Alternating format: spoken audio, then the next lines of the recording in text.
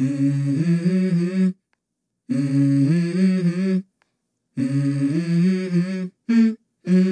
go. I wake up to a little bit of drool on my pillow, feel like it's gonna be a bad day. Yeah, I'm tired of shit, and the coffee ain't hit yet, damn, ain't that great. I don't wanna go to work, cause my boss is a jerk, and I'm not even that paid. I need a change in my life, cause I don't feel alive, and there's nothing that makes me happy. Hold my beer for a minute, I'm about to quit my job, cash in for a ticket. I'm going on a trip and I don't plan to visit. I'm gonna stay there till I feel like I'm winning, and this is just the beginning. I need a big change, help me feel like living. I need a big swing, home runs I'm hitting, and I'll never look back, moving on till I get it all. And we all got dreams, we all want things, but what you gonna do for it? How you gonna move for it? What you gonna be? And do you believe you can do anything? But what you gonna do for it? How you gonna move for it? What you gonna be?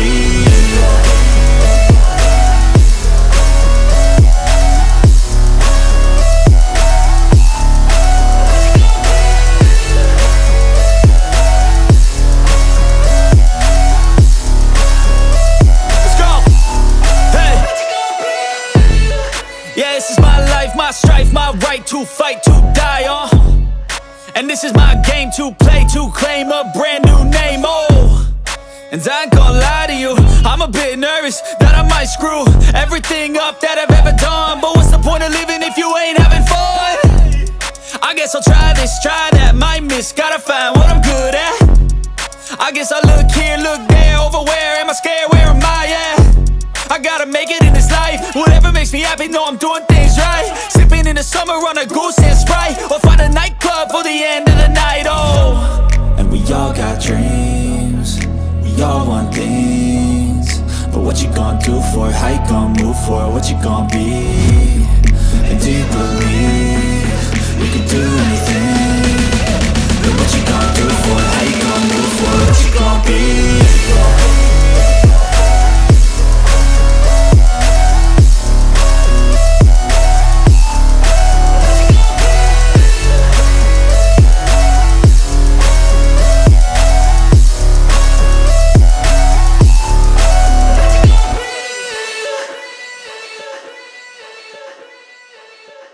Hauteur de la capitainerie du port pour une distance de 3,2 km.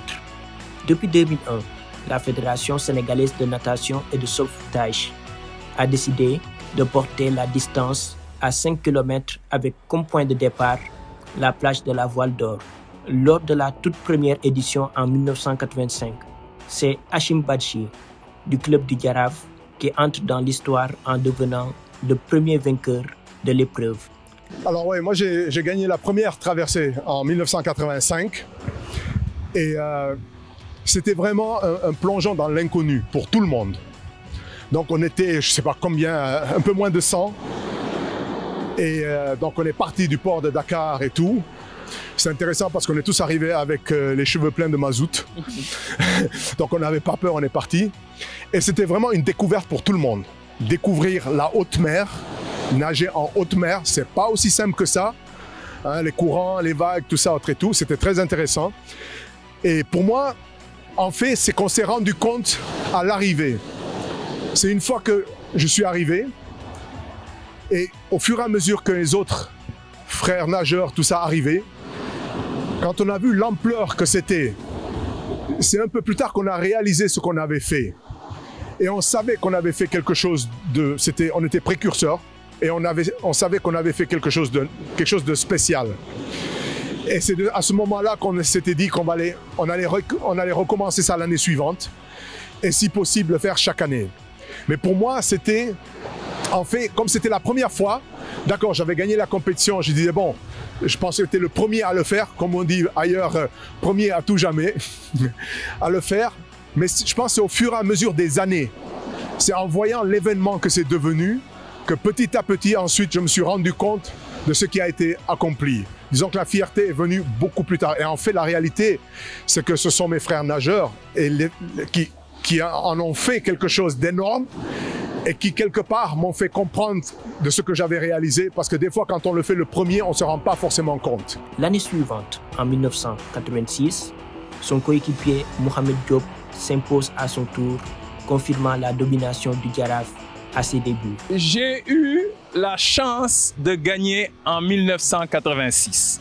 Je répète, la chance. Parce que pour être honnête, le meilleur, le plus fort à l'époque, c'était Hachim Badji. Et je crois qu'on a fait 12 courses dans l'année. Il a gagné les 11 de façon très facile, très aisée. Bon, je me rappelle que moi, j'étais plutôt sprinter. Mais mon entraîneur m'a dit, bon, allez, on va un peu préparer. Mais ce qu'il ne faisait jamais, il n'aimait pas qu'on gâche notre entraînement pour préparer Dakar-Gorée. Il me dit, on va un peu préparer. Et j'ai eu à... En tout cas, je sais, je n'ai jamais souffert autant de ma vie que cette compétition. C'est la compétition. Jusqu'à présent, je m'en rappelle, si c'était à refaire, je n'arriverais pas. Ce jour-là, je ne sais pas, bon, il parle de mental, je ne sais pas.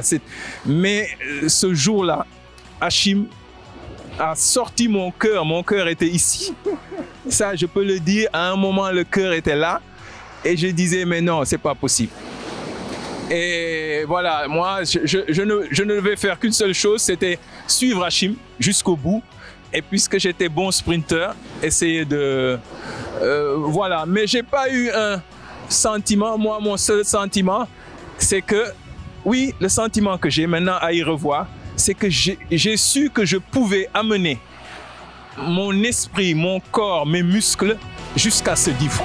En 1987, le nageur Samadoy de l'ASFA marque la compétition en remportant l'épreuve.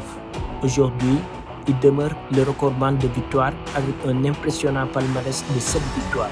J'étais vraiment content parce que je ne savais pas que je pouvais battre Hachim Badji parce qu'il était plus près, il était prêt et il était plus jeune que moi et il nageait bien.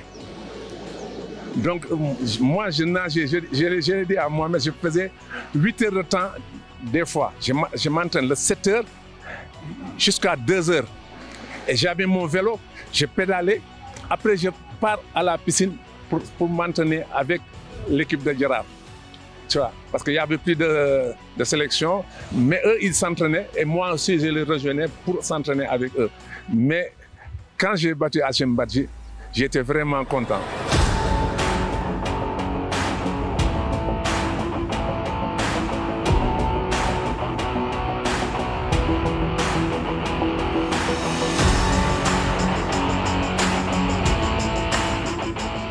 Chez les dames, la traversée a également connu de grandes figures.